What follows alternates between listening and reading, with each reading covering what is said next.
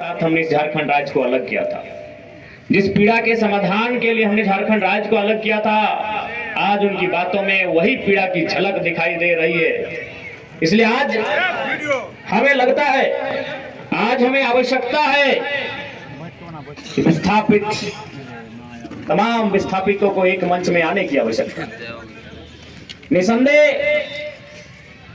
आज चाहे वह बीसीसीएल के विस्थापित हों, सीसीएल के विस्थापित हों, डीबीसी के विस्थापित हों या बीएसएल के विस्थापित हों, आज कहीं ना कहीं इस बात को हमें स्वीकार करना होगा कि हम विस्थापितों में भी कई समूह, कई ग्रुपों में हम लोग विभाजित हो चुके हैं।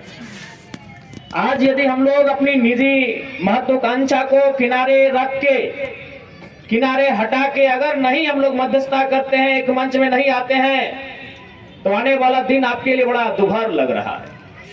आने वाला दिन और कष्टकारी और पीड़ादायक होगा। इसका अंदाजा आप लगा सकते हैं कि एक विधायक होने के बाद आप देख सकते हैं हमारे साथ क्या व्यवहार हुआ।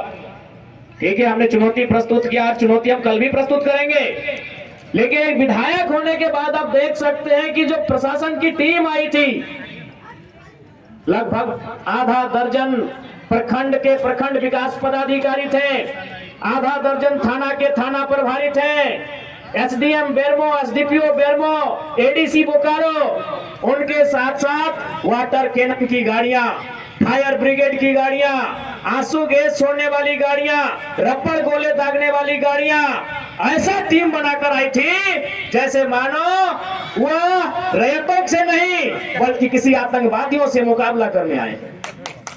क्या हाल होगा आपको सोच के देखिए।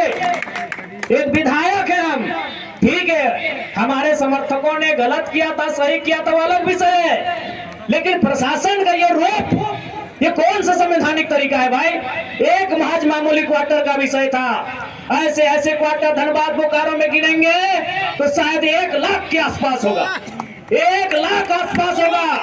एक मामूली क्वार्टर के लिए जो प्रशासन ने अपना एक घृणित चेहरा दिखाया, बिल्कुल ये घृणित चेहरा था प्रशासन का, ये नफरती चेहरा था प्रशासन का, ये असंवैधानिक अमानवीय चेहरा था प्रशासन का। एक विधायक के साथ जब वो इस प्रकार का व्यवहार कर सकते हैं तो सोचिए आम ग्रामीण रैयत विस्थापितों का क्या हश्र होगा आने वाले सालों में। इसलिए आज मैं तमाम रैयतों से, जिन्होंने किसी परियोजना में, किसी कल कारखाने में कि डीबीसी की भी परियोजना हो या सीसीएल पीसीसीएल की परियोजना हो, जिन्होंने अपनी जमीन देने का काम किया है, आज उन्हें एक मंच में आने की आवश्यकता है। मैं आपसे यह आह्वान करने आया।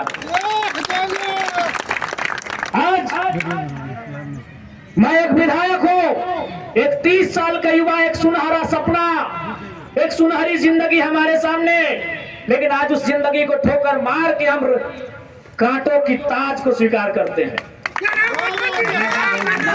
उस सुनहरी, उस मखमली जीवन को हम ठोकर मार के कांटों के रास्ते को चुन रहे हैं, जबकि आपको भी मालूम है हम माननीय हैं, फूलों का बिस्तर हमारा स्वागत करने के लिए तैयार है, लेकिन हम कांटों की राह चल रहे हैं। आज प्रत्येक दिन दर्जनों ठेकेदारों का फोन आता है, बैठेंगे विधायक जी, दर्जनों वीआईपी लोगों का फोन आता है, 2 मिनट बैठिए विधायक जी, और आपको भी मालूम है उनके साथ बैठेंगे तो क्या डील होगा, आपको भी मालूम है। करोड़ों में ना सही लाखों में तो डील जरूर होगा। यानी एक मखमली बिस्तर को हम ठोकर मार के कांटों के साथ चल रहे हैं। किसके लिए? झारखंड के वंचित आवाम के लिए हम चल रहे हैं। आज क्या कमी होगी, एक माननीय को क्या कमी हो सकती है भाई? हमें आवास मिलेगा, गाड़ी की सुविधा मिलेगी, टीए मिलेगा, हर प्रकार की सुविधा मिलेगी, भत्ता मिलेगा, हवाई यात्रा मिलेगा, रेलवे की यात्रा मिलेगी और लाखों रुपए की सैलरी मिलेगी। और उन चीजों को दरकिनार करते हुए, उस ऐशो आराम के जीवन को ठोकर मारते हुए हम आपके बीच विधायकी के साथ साथ अपनी जान को हथेली में लेके घूम रहे हैं। बताइए तो झारखंड के इतिहास में ऐसे आज के इस दौर में एक भी विधायक का नाम बताइए। अरे विधायकी तो छोड़िए, हम अपने जान को हथेली में लेके घूम रहे हैं। जिस दिन 2 बजे रात को हम बेरमो में आए, हम हमारी गाड़ी में हमारा एक भी अंगरक्षक नहीं था। वे लोग सोच चुके थे। हमने कहा कोई दिक्कत नहीं है। हमने केवल ड्राइवर को फोन किया, वो भी अपने ससुराल में थे। क्योंकि आपको भी मालूम है मेरे घर में इतना जगह नहीं है कि हम 4 लोगों को ठहरने के लिए बोल सके। बगल में हमारे एक मित्र का घर है, वहीं रात रहने के लिए हम जाते हैं, वो विधायक है। हमने तुरंत कहा कि अगर हम अपने अंगरक्षक को लेने के लिए जाएंगे तो शायद 10 से 15 मिनट का लेट होगा। उतना देर में हम कम से कम डुमरी की दूरी पार कर जाएंगे। 20 किलोमीटर हम 15 मिनट में सफर कर जाएंगे। इसलिए अंगरक्षक को सोने दीजिए, हम अकेले आएंगे। हम अपने जान को, अपने जीवन को हथेली में रख के चल रहे हैं। किस लिए? ताकि आज झारखंड की शोषित वंचित जनता को न्याय मिल सके। तो आप इतना तो कर सकते हैं। एक 30 साल का लड़का अपने आराम के जीवन को छोड़कर, ऐसो आराम को छोड़कर आज आपके लिए कांटों के रास्ते में चलने के लिए तैयार है। आप कम से कम ये जो 15, 16, 50, 60 समितियां बना के रखे हैं विस्थापन के नाम में, क्या एक नहीं कर सकते हैं? आप कीजिए। आप जिस दिन एक करेंगे इनको यहां से उखाड़ के फेंक देंगे। आप कीजिए। आज बीएसएल में भी हम जाते हैं, वहां 52 समितियां हैं। विस्थापन मोर्चा, विस्थापन क्रांतिकारी मोर्चा, विस्थापन उलगुलान मोर्चा, तो विस्थापन इनकलाब मोर्चा, 52 से 50 समितियां हैं। आप अपने आप को एक कीजिए। आज अपने निजी स्वार्थ का त्याग कीजिए। आज अपने मन के मतभेद को त्याग कीजिए। क्योंकि आज अगर नहीं समझे तो याद रखिएगा आने वाले 20 सालों में, अरे आज तो कम से कम आपके हिस्से की बात कोई कर पा रहा है, आपकी हक की बात कोई बोल पा रहा है। आने वाले दिन अगर बोलेंगे ना तो शायद आपकी जबान काट ली जाएगी, बिल्कुल काट ली जाएगी। ये कौन सा रूप था? आप ही बताइए, कौन सा रूप था प्रशासन का? देखा था ना आपने जी। अरे पुलिस तो छोड़िए, पानी बरसाने वाली गाड़ी थी, आंसू गोला छोड़ने वाली गाड़ी थी, रबर गोली छोड़ने वाली गाड़ी थी, अग्निशमक की गाड़ियां थी, जैसे मानो किसी आतंकवादी से लड़ाई लड़ने आए हैं। इतने बेशरम, इतने निर्लज्ज हो चुकी है आज यहाँ सिस्टम। आज हो सके आज भी मेरी बातों को कुछ लोग तोड़ मोड़ के प्रस्तुत करेंगे कि विधायक के बोल सुनिए।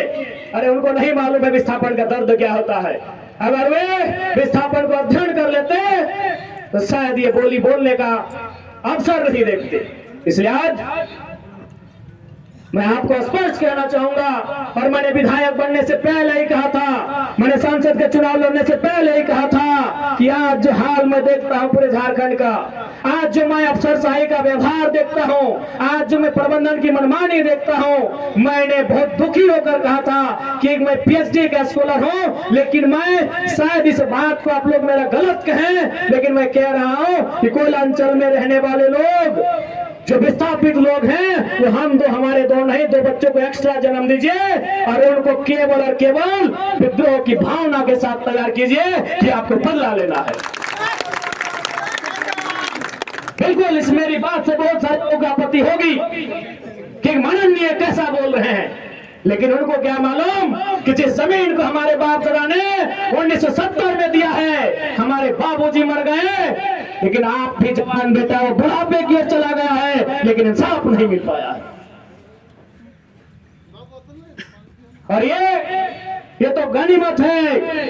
झारखंड के किसान भोले भाले हैं, झारखंड के किसान सरल हैं, झारखंड के किसान सीधे साधे हैं। क्या 1970 की लड़ाई को घिस घिस कर अपने जीवन को, अपने खून को गला गला कर लड़ रहे हैं। अरे ये बंगाल याद होगा तो 1964-65 का दौर था।